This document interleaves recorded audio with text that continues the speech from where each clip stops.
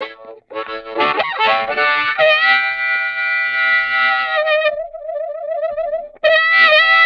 hi, friends. Nice to see you. I'm back. Everybody's back. We're here. It is a busy day today. We try to segment things now. We try to bring real professionals in to talk to you instead of just a couple of jackoffs just kind of going, hey, this is what I think. Hey, this is what I think. Isn't that what podcasting is? Just a bunch of people going, here's what I think. Well, I'm tired of that. And so we're bringing aboard people who know what they're talking about, specifically about things that are difficult to discuss, where the minutia matters, where the little things matter. And I want to talk to a couple of people today, and I'll introduce one of them, then we'll get to the other. About what's going on with the 2018 World Junior Hockey Championship team. Of course, everybody's well aware of the Hockey Canada scandal over the past couple of years. And since it came to light, the media pressure. There was a sexual assault in London, Ontario back in 2019 after the World Junior team, 2018-2019 team, concluded the championship, winning after a gala. A young lady complained to the police that she was sexually assaulted by no less than 5 men. Those 5 men have now been recalled by London police 6 years later to attest to what happened, to be possibly charged with crimes. And this is a big deal. It's a big deal in Hockey Crazy Canada. We take our identity from this sport for some unknown reason, but we have some of the best hockey people in the world to talk about it with us today. Please welcome back to the program the head of sports here at Crier Media, Ms. RachelDoerrie. Hello, Ms. Doerrie. Hello, Dean. Nice to see you again. Sorry we come together on such a weird topic, but I'm glad to see you. Before we get going, the Javinko jersey in the background there. Can you wear that and does it fit? Because you guys are roughly the same size, 5'1", 5'2", if I'm not mistaken. Yeah, so funny enough, I'm 5'4". That is a game-worn Eastern Conference Final jersey. So he actually that's the jersey he wore, and when I wear it, it's actually a little tight on me. So that's kind of interesting. He's definitely more muscular than I am, but Yeah. I'm a little taller than he is. So Yeah. he's a lot better at soccer than I am, though. Not anymore, maybe. Not anymore. I don't know if he's. I didn't know where he went. Like Javinko came here, was just this firehouse, and then he took off. That's all I know. Javinko was great for like 5-6 years, and then he won a championship. And see you later. Then we got some other guys. I don't know a lot about soccer, so I'm really glad to talk soccer with you off the top. Yeah, I mean, soccer is my passion sport. I do a lot of work in hockey, but I keep soccer separate because that's the sport I love the most.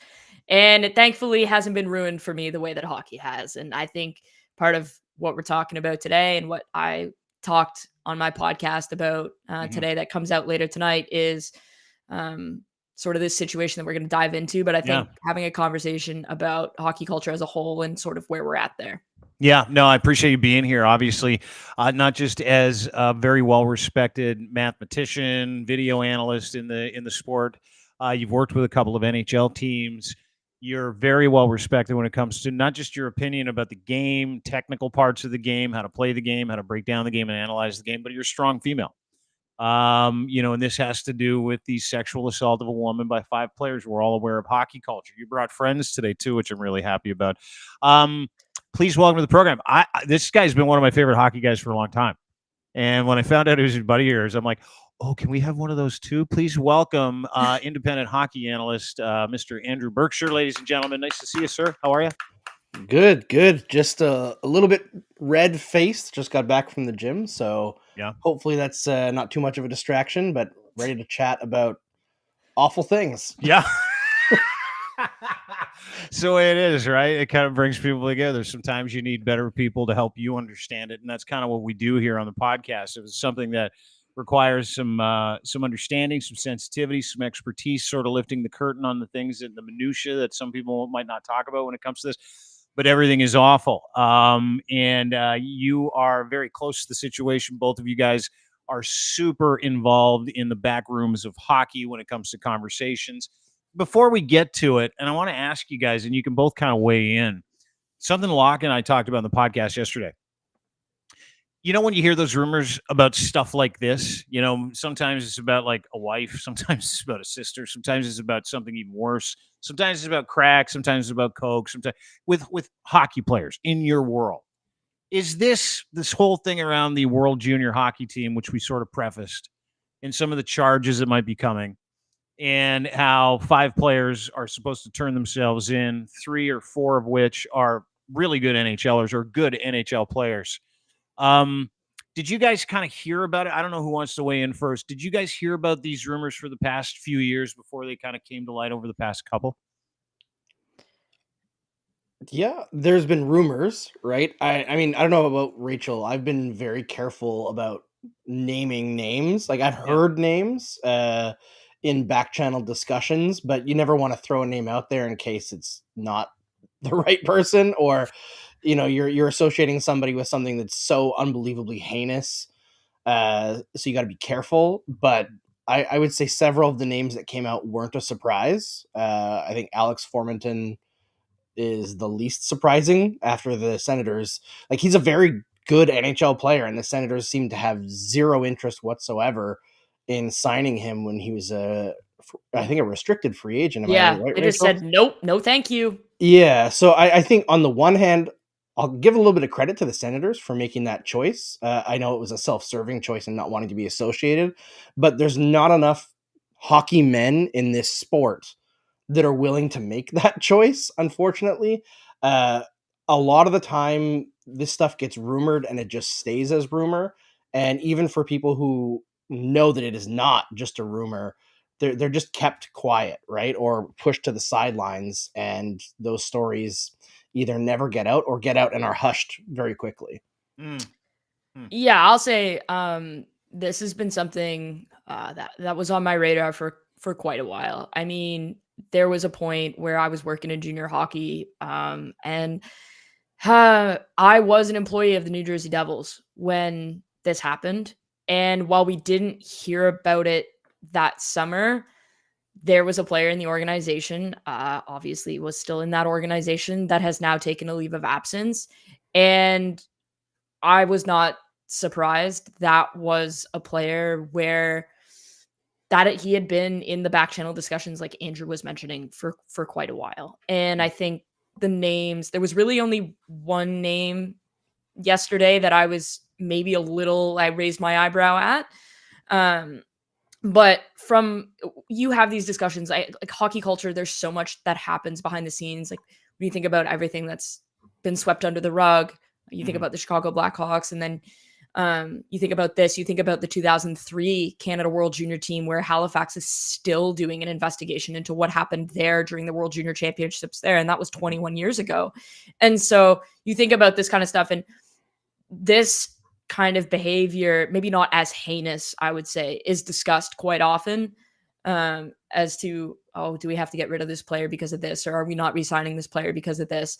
I agree with Andrew. The Alex Formenton thing was pretty obvious right off the hop that there was a reason he wasn't being re-signed. I was a little surprised when a couple other players were given contract extensions just because we kind of knew this was coming. We had heard that potentially we were going to get an NHL investigation announcement sort of around training camp. Mm-hmm. But what happened was the Crown attorney in London actually switched in the summer. And so they had to restart and sort of get up to speed. And that caused a bit of a delay in the investigation. Mm-hmm. And if we're talking about a criminal investigation here, when I was working in the NHL with Vancouver, at that point, nobody was really expecting criminal charges to be laid. And so it was more like, when's the NHL going to finish their investigation and let's move on? But when it got to the point where the police had indicated there may be criminal charges coming, everybody else kind of took a backseat, because the reality is police investigations, they don't care about your NHL schedule. They don't care about your All-Star break. They don't care about your off season, and they don't care about your Stanley Cup finals. When they're ready to announce charges, they're going to do it, and they're not going to be take your schedule into account. Exactly. And so I think that's sort of what happened here. And I would like to give some credit to the NHL for saying we're not the most important people here, and our investigation is not trumping the police investigation. So I think that's sort of where we're at right now, which is we're on the police investigation timeline, which is absolutely the timeline that we need to be on. We don't need to be on the Hockey Canada one, and we certainly don't need to be on the NHL one, because they're not the most important entities here. Justice is the most important entity here. Yeah, well said. RachelDoerrie, at RachelDoerrie on Twitter is where you can find her. The host of the Staff and Graph podcast. Download, subscribe where you get your podcasts. They'll be talking about this on their new podcast tonight with Mikey. But I want to get to some of the details, right? So, and obviously these are terrible details. This is from I believe it's called the Rocky Mountain Outlook. It's just a ripoff of the Globe and Mail. It's a free version. You know how we work, right? You got to get the free versions. 5 members of the 2018 World Junior Hockey team told to surrender to London, Ontario police. That is incoming, pending charges connected with an alleged group sexual assault of a woman in a hotel room 2018 after a Hockey Canada Gala fundraiser. Players are honored for their win at the World Junior Championship. Players haven't been charged yet, have been given a set period of time, which I believe, according to the London police, is February the 5th, if I'm not mistaken, which I think is the same day they talk about expansion in Utah, if I'm not mistaken, the NHL. It's just fascinating. Yeah, it's just a coincidence. Totally a coincidence. I would say if the press conference tentatively right now is scheduled for February 5th, what I've been told in talking to people, lawyers from around the London area and people in the police force, is if the press conference is for Monday, that usually means that the deadline for these guys to turn themselves in is likely Friday, February 2nd, because they're going to want to get everything squared away and settled so that when they come out and address the media on February the 5th, they can come out with the names, they can come out with the charges for each of the 5 and can say these are the next steps. It does nobody any good to hold a press conference and just say we cannot say anything, because then at that point, why are you holding a press conference? So a lot of people in the legal field believe likely February 2nd is the deadline for them to turn themselves in. Okay. You've heard the same thing, Andrew, obviously, is they want to have all this wrapped up so when they have a press conference, they can say, here's what these 5 gentlemen did. Yeah, I mean, I'm not as into the legal side as Rachel is. You don't work the phones like Rach? No, not quite. But it makes sense. It's what it passes the sniff test, right, of what the timeline of everything. I think what I'm focused on right now, obviously there's talks about hockey culture, and I think we can get into that. But I think one of the things that takes my focus is reading about this story. This woman is cooperating with police and ready to testify in court and be cross-examined by 5 different legal teams, because each of these players will have different legal representation. That's how it works in Canada for these kinds of cases. And I just cannot imagine the mental fortitude it takes to be a victim of something like this, and then to stand in front and be cross-examined by 5 different groups.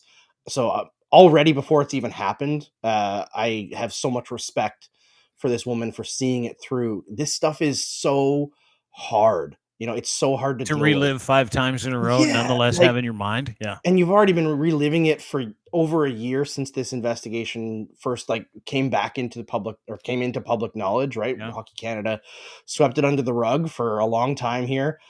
It's got to be devastating. And throughout this whole process, I think it behooves everybody to remember that these kinds of investigations, unfortunately, rarely result in convictions. Even we know that people don't lie about this stuff for the most part. It's very, very rare. So be prepared for things to not go the way you want them to go, and for justice not to be served. And watch this young woman standing up for herself in front of an entire country watching, right? And 5 different legal teams. It's going to be incredibly difficult for her. I hope justice is served, but even if it's not, I think we need to, as a hockey watching populace, be on her side. Don't disagree. And I want to get to Rachel. Go ahead. To add to that, Sam Chang, who is a lawyer first and foremost, but she's kind of in the hockey sphere. She does a lot of work at trying to move hockey culture forward. She's pointed out that the Supreme Court of Canada, which is the highest court in our nation, has been forthright in saying that our justice system is not properly equipped to prosecute sexual assault to get justice for victims. It's just not properly set up that way. Mm-hmm. And when the Supreme Court of Canada is saying that, and that changes need to be made, I think that's a very key consideration here, is that the court itself has identified that they're failing victims in this particular thing. And so just because they may not be found guilty and proven innocent are not the same thing, right? Mm-hmm. You have to be beyond a reasonable doubt in this country to be found guilty. It's not a 50-50 thing like it is in the civil suit, which she's already won. And that's the thing, is in Canada, the victim doesn't press charges, the Crown does. So the Crown makes the decision. And in order to file charges with the court, there has to be enough evidence to even get to that point. So the fact that we're already there tells me there's a greater than 50% chance that this happened, but it may not be beyond a reasonable doubt. And so just because they may or may not be found guilty, that doesn't mean that they're proven innocent either. Excellent points. Ones I wouldn't make and reasons why you're both here. Thank you. Because you have to point out the fact that everybody's innocent until they're not, right? You have to point out that they're going to have 5 different sets of lawyers. They're all millionaire NHL players. They can afford incredible representation. The Crown is going to be representing their case on their own. This woman is now a witness in a crime that continually happened to her over an evening where she thought her life was in jeopardy. So let me get to some of the names if I can, because I think this is important. We wrote a piece on it. You can check it out at crier.co. Of course, this is my terrible writing handiwork, but it's there anyway. So I want to get to some of the names here because as Robin Doolittle broke this article, I would think the world of Robin. I've known him for a long time. He was in the Globe and Mail. 5 members of the 2018 World Junior Hockey Team told to surrender to London, Ontario police to face sexual assault charges, according to 2 sources. Goes into kind of explaining what we've all explained. Several players were members of the 2018. Here are the names. Michael McLeod and Cal Foote of the New Jersey Devils, Carter Hart of the Philadelphia Flyers, Dylan Dubé of the Calgary Flames, and former Ottawa Senators player, now plays in Switzerland, Alex Formenton, who you said not surprised. So obviously lots of stories. Danny Briere's press conference about Carter Hart was real simple. New Jersey Devils put out a couple of interesting things. Say, hey, Michael McLeod, Cal Foote have each requested to be granted indefinite leave of absence for the team. The club will have no further comment. Legalese, they can't say anything. Some teams had fun with it, saying that these are mental health issues, like in the case of Dylan Dubé, where you find out indeed it wasn't. Maybe he's having mental health issues as a result of this leave and what he knows he's done. But what does this mean for other players? What does this mean? Because what I want to ask you guys, and I think it's a pretty simple question to ask. We know hockey culture. We've heard these stories before. We've all grown up in it. You guys started the show by saying, yeah, you're aware of all kinds of rumors, and until those rumors are true, you never throw anybody under the bus.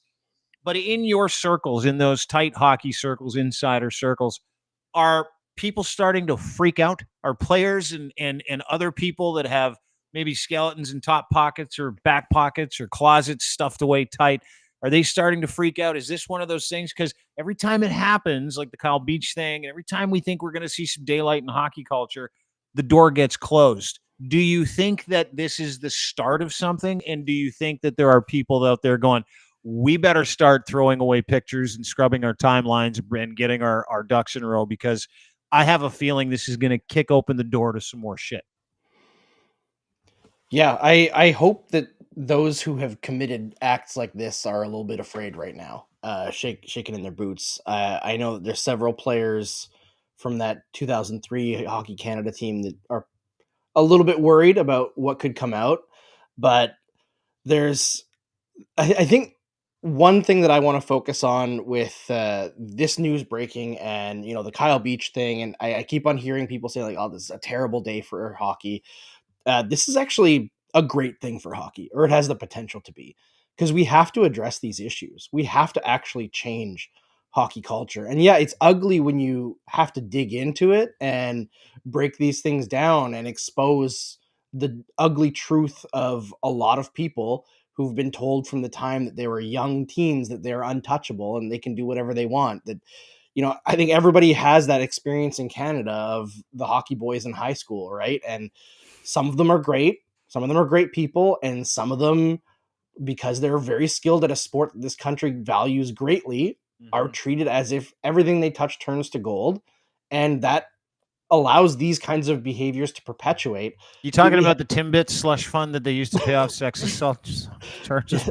Something like that, right? Like Hockey Canada, for example, has changed a lot in the last year. I'm still not sure that the organization itself was worth saving. I do think they should have just torn it to shreds and been like, and now it's Canada Hockey. We're going to start from the ground up, and I know that that's a big thing to do, but I think one of the problems that we have in society today is that everyone is afraid to rebuild things. It's the same as the NHL, right? How often do you see managers talk about a quick retool. They won't want to say the term rebuild. Well, the a lot R of word. It's literally banned in my former employer's offices. Seriously. You're not allowed to say it. And like a lot of our institutions have become bloated and don't work for people anymore. They're owned by major corporate interests. And it's the same kind of thing with hockey. It's not just necessarily corporate interest, but the way that we've done things has created this situation. We should stop doing that, address it, and rebuild it from the ground up so that we don't end up with this much of a problem, because real people are suffering major indignities, major trauma, major physical trauma. It needs to stop.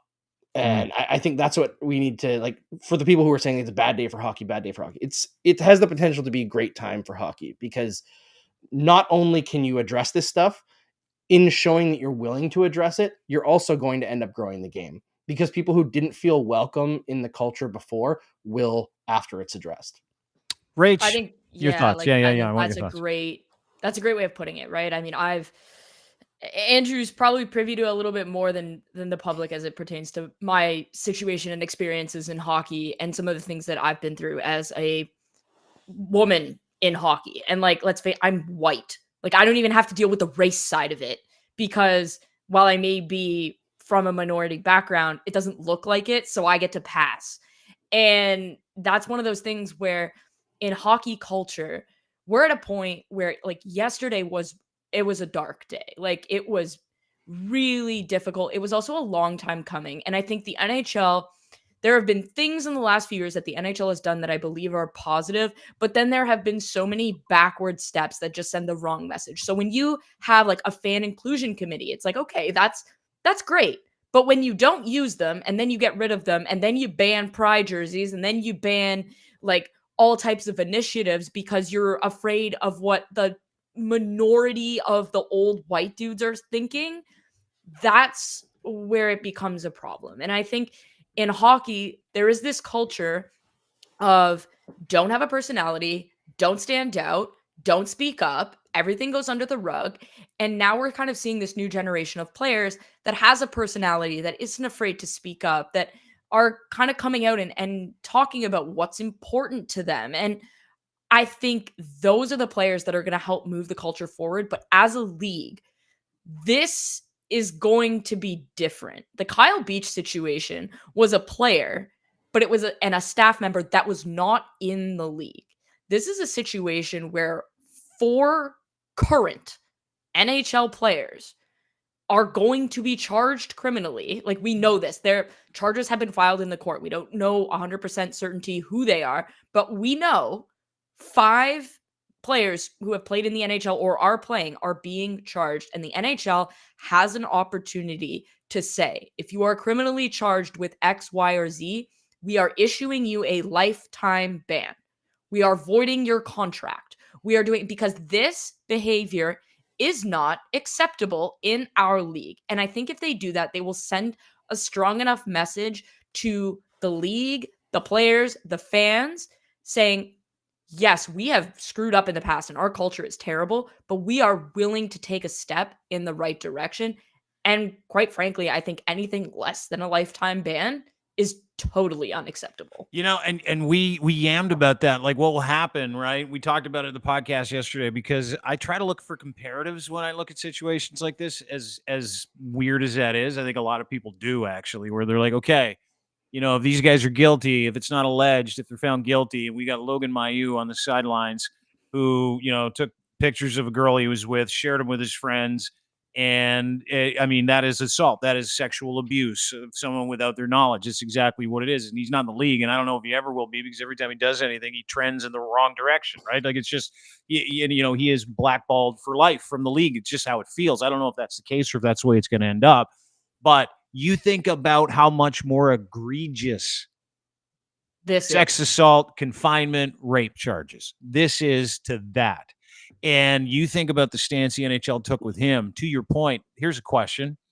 I don't know if I agree with you. I think if you get caught raping somebody, stealing someone's innocence, sexually assaulting an individual, and on top of it, hiding it and running away from it for 6 years, and I don't even want to get into Hockey Canada's responsibility here, because you got to go after them too. But if you get caught doing that, and the NHL institutes a ban for life, how many more players are going to have to ban? You might have some teams that might not be able to field a roster in some cases. Like, like it I don't think that it's something that they would do. I think it would be a soft, like, hey, no one's signing this guy. It's collusion at best. But at the same time, like the way that Ottawa dealt with Alex Foreman, at the same time, my question would be, why has this been allowed? Well, how has this been allowed?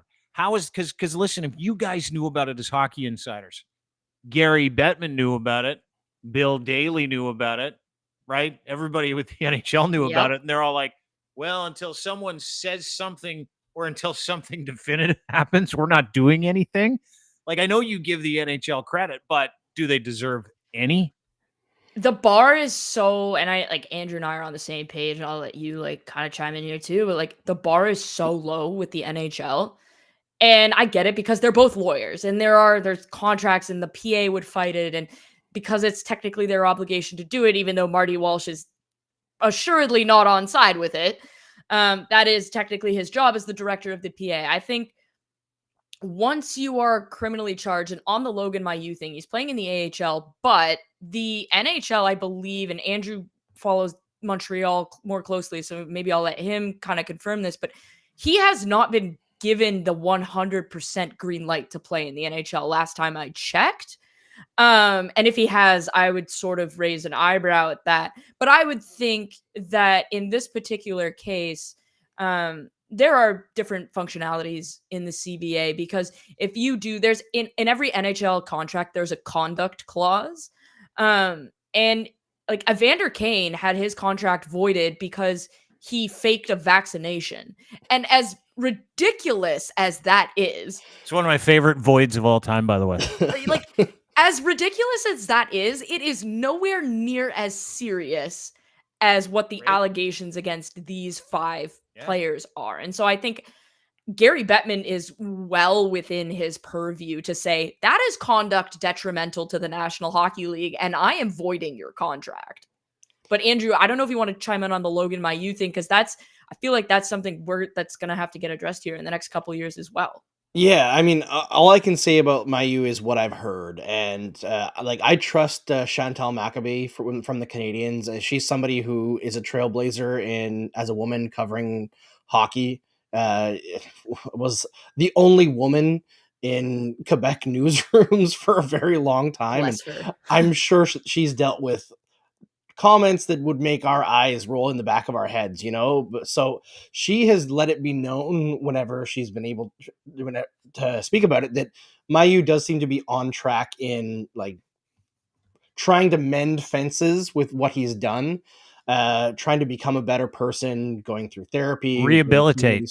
Trying. And I do believe in rehabilitation. We have to talk about the seriousness of what he did, of course, but somebody can be rehabilitated. We can't take that off the table. But last I heard is the NHL had said that they would be willing to let him play in the league when the Canadiens like decide to call him up. But I don't know if that's been rubber stamped yet, or if there's just a verbal agreement between the NHL and the Montreal Canadiens. Either way, I don't think that's going to happen anytime soon. He's scoring well in the AHL, but he's still he's kind of one of those guys who has a lot of skills, but the brain hasn't caught up to his body yet.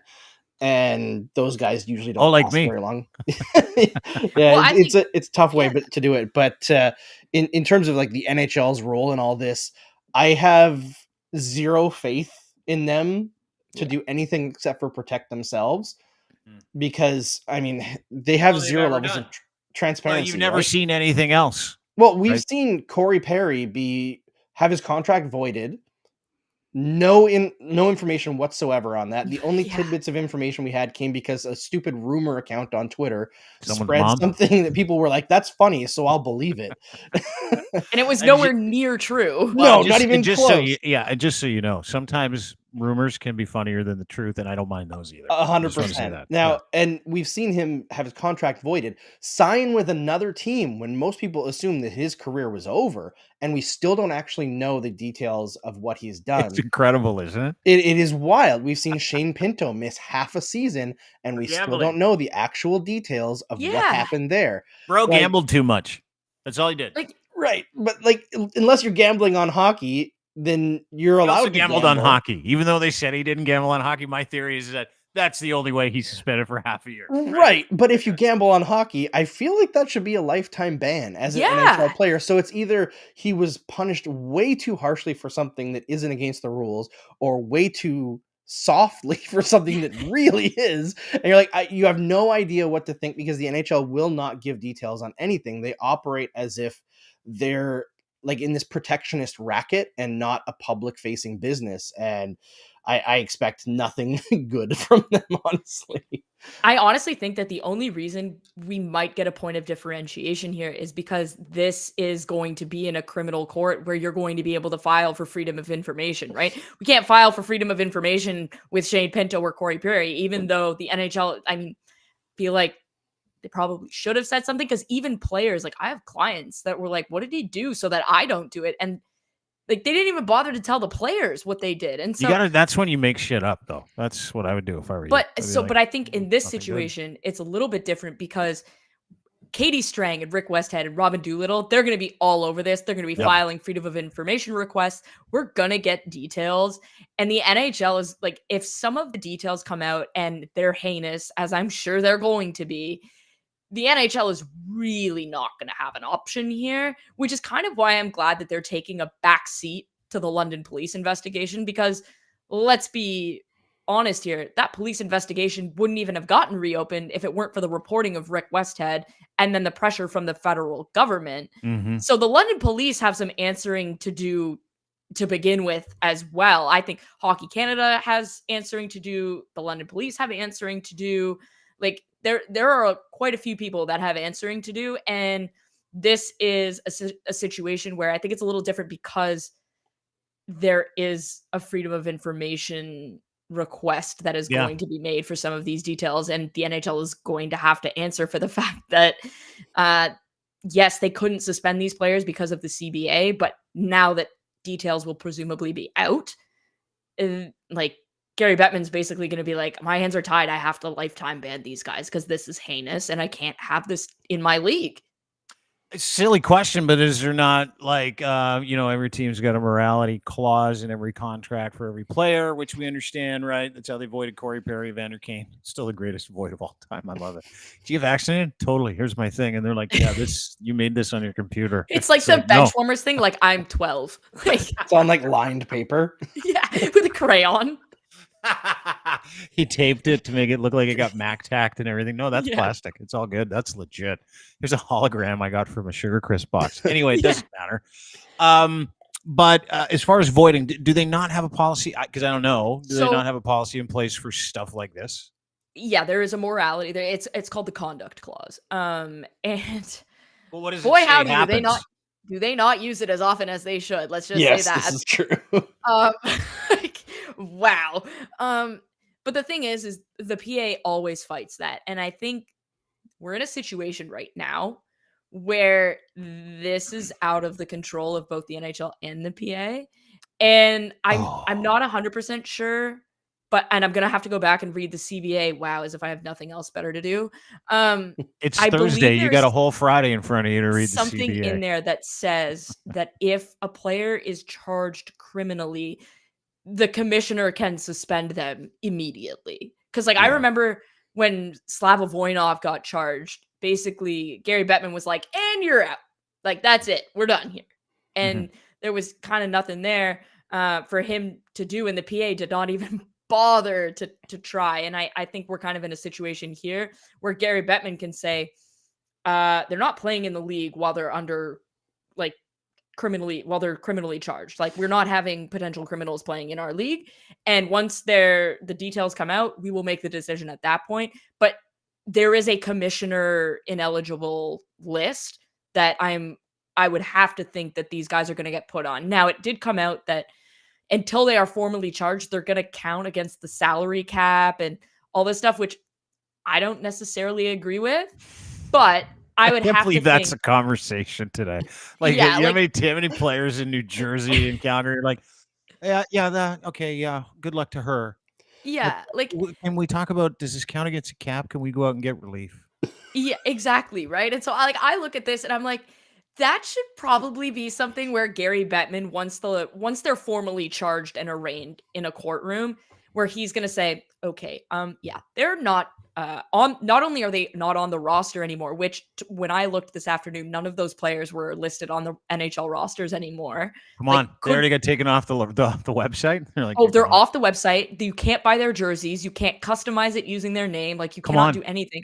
And so I feel like the moment they're charged, we'll probably get a statement from the NHL saying that they're indefinitely suspended. Is that not, Andrew? Is that what Rachel just said? Is that not like a bit of a tell? Like, you're like literally scratching them from your website. You cannot buy their jerseys. Is that not like a little bit of a tell as far as like, okay, listen, if these guys get charged, they're done? Yeah, I mean, it tells me they were prepared for it, right? Yeah. It tells me that they were ready to cut all that stuff out immediately. That they had people on They hand knew. Oh yeah. to get that done, because a lot of that, like not being able to customize a jersey with their name, that's they knew, right? Yeah. If you have that coded into your website, you knew, Right. like the IT people, they were working yesterday. Yes, they had a busy day yesterday. I think it just says to me exactly what I expect from the NHL, which is like it's about protecting themselves first and foremost. Yeah. It's not going to be about what's necessarily what's right. And I think what we're going to see is something similar to the Voinov situation, where he was not given like a lifetime ban from the NHL, but it's so toxic and so heinous that nobody's actually willing to touch it. It's that bad because it's public. If it wasn't public, I am afraid to see how many people would still be employing these players. Do you guys remember? Was he a Finnish hockey player? He ended up becoming a drug runner. He played for the Kings for a long time. Do you remember that guy? And he was like, "Whoa, this guy's like involved with the Hells Angels in Finland and shit." Do you remember that? Dude? Oh no, I do not remember that. This. What? Yeah. Do you remember that? Yeah. It was like 20 years ago. He played for LA. Okay, well, I was like a child, so Yeah. You were 6. It's like Finns who've played for LA. The only one I can think of from that long ago is like Jari Kurri, and I don't think it was him. I don't think it's him. No, it's like a Finnish. It's like some Nordic dude. I can't remember his name, but he's a big beard, bald dude. He was a defenseman, and the NHL is like, yeah, he's too scary. Let's send him back to Finland. And he just goes back, plays in the Finnish Elite League, keeps running drugs, part of a biker gang. He's like, hey, this is just who I am. I mean, you know, to your point, the NHL Hockey culture. Yeah, exactly. Like when you're too gnarly for hockey culture in the NHL, you're gnarly, because we're watching this whole thing really kind of play out in front of us. I'll let you guys go. I want to thank you for your time today, and I want to wrap up a little bit with predictions. There's all these gentlemen who may or may not be the fellas who we named in that report, who all took leaves from their team, said the report. I know you don't expect the NHL to do the right thing, but do you expect any charges from this? Do you expect these guys to play in the NHL again? We'll start with Andrew and we'll finish with Rach. I think all 5 have played their last game in the NHL. There may be opportunities in the KHL, like there was for Slava Voinov, if they end up not going to prison, but this is too public. People are too aware of it. The fact that there were multiple hearings in front of the House of Commons about this issue, it's too big and too bad now that it's public for the NHL to ignore. I think they're done. Rach? Yeah, I mean, I think regardless of what the outcome is, I think at this point, once we saw with Slava Voinov, like he's never played in the NHL again. And I think when you look at Alex Formenton, he was basically blackballed from the league. And so when you look at this, like, I am not for a single second going to say that any GM, with the exception of like 2, have a moral compass, but I think they have enough of a like heart to say this guy was charged, which is already serious enough.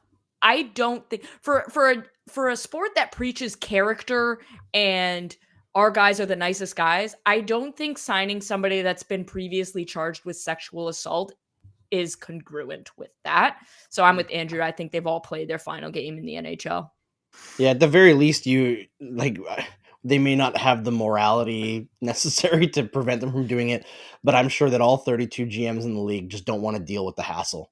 The I don't know questions. the questions, the Mhm. media circus that would be involved.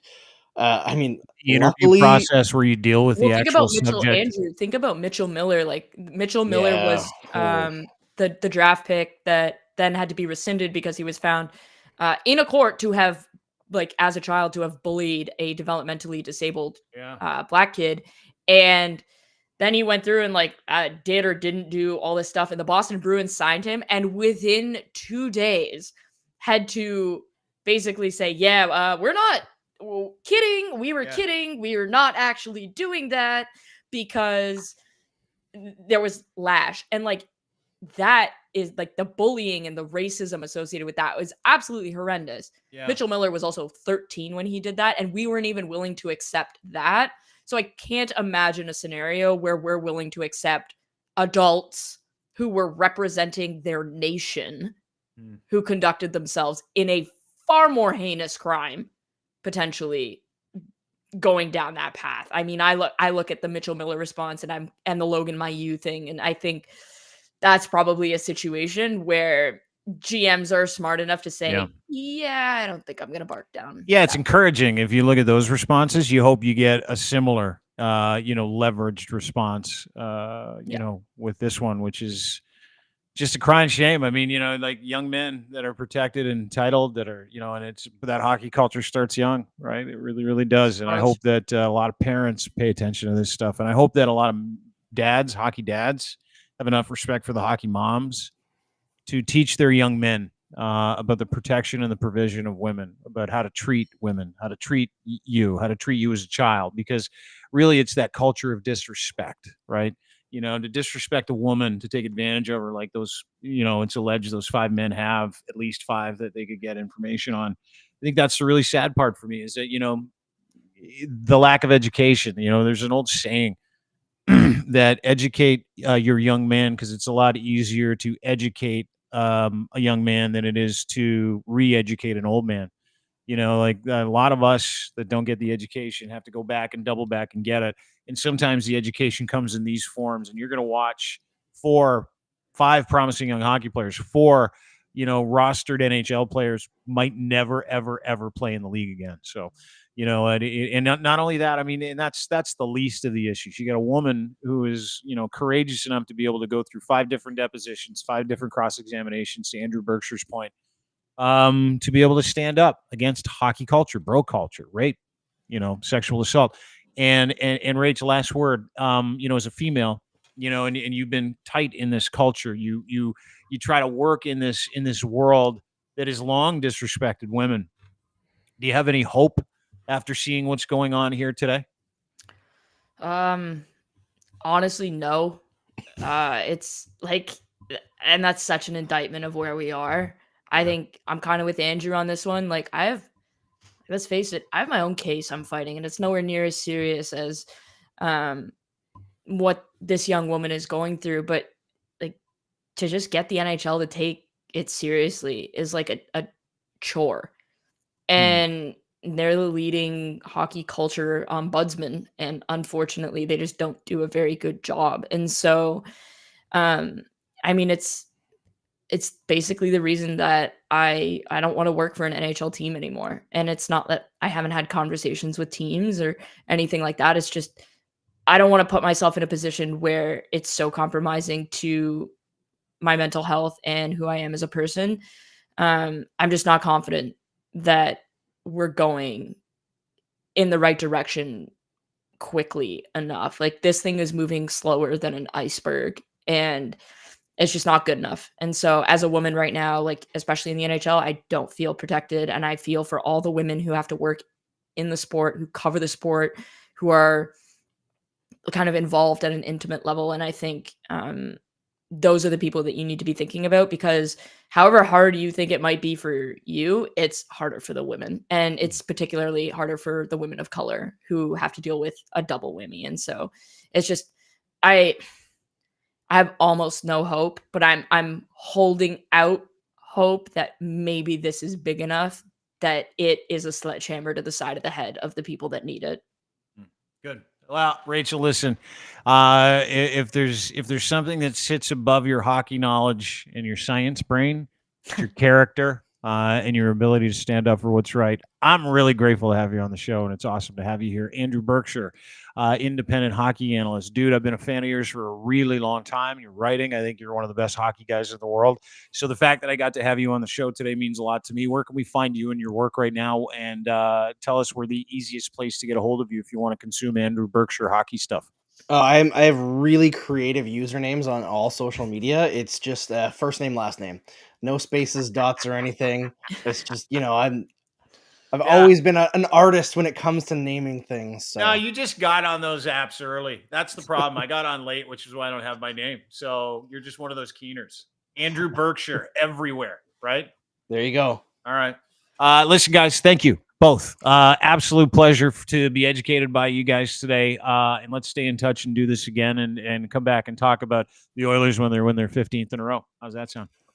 Sounds good. All right, guys. Okay, take care. RachelDoerrie, Andrew Berkshire, two incredible hockey minds talking about a really tough subject. That's what happens when you get pros involved, right? Pros. Those are pros. Andrew Berkshire, give him a follow anywhere you get your fine social media, as well as at RachelDoerrie, at Andrew Berkshire. And I'll tell you something about Rach. Maybe one of the toughest young people you've ever met in your life. It's just a world of courage. Everybody should be more like RachelDoerrie. Andrew Berkshire. Thanks for watching. Thanks for listening. Don't forget, all is brought to you by our friends at Cantork, makers of the world's greatest rugged, hardworking torque wrenches, Canada's leading industrial tool experts, giving you the very best in sales, service, rentals, calibration, maintenance, and custom fabrication of industrial torque tools. Look at their new website.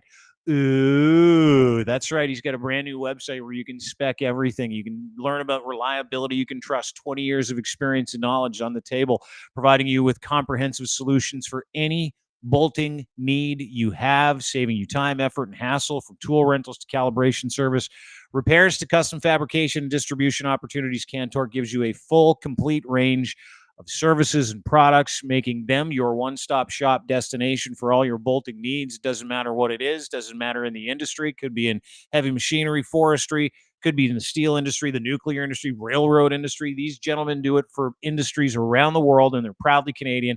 Manufactured, designed, everything here in this beautiful country of ours. Colin Livingston is a proud Canadian. Go to cantork.com today. Check out their podcast, Talking Torque, anywhere you get your fine podcasts as well. And look for Colin through our socials. Give him a visit, cantork.com as well. Brought to you by our friends at Gitch. Luxury branded underwear, boxer briefs with a pouch in the front. You will love these things. They have underwear. They have free underwear. Gitch3 is your promo code. Check that out today. And when you pump in the promo code, you get a free pair. The best underwear on the planet, engineered for any level of performance as well as everyday life. Super soft, barely there fabric, keeping you cool with moisture wicking action. Luxurious modal. You'll never want to take these off. Doesn't matter if you're one run, walk, crawl. If you're into some nighttime wrestling, these things look great prior to the wrestle. And the pouch is incredible. Made for Canadians by Canadians. Gitch3 is your promo code at checkout. Luxury branded boxer briefs. You'll never take these off.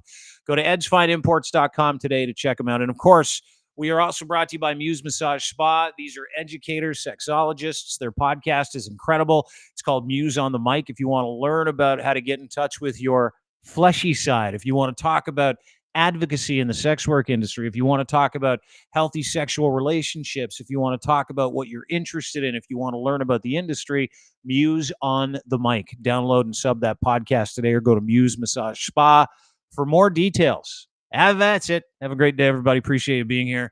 We will see you tomorrow with Mr. Charles Adler. Bye-bye, everybody. Bye. Bye.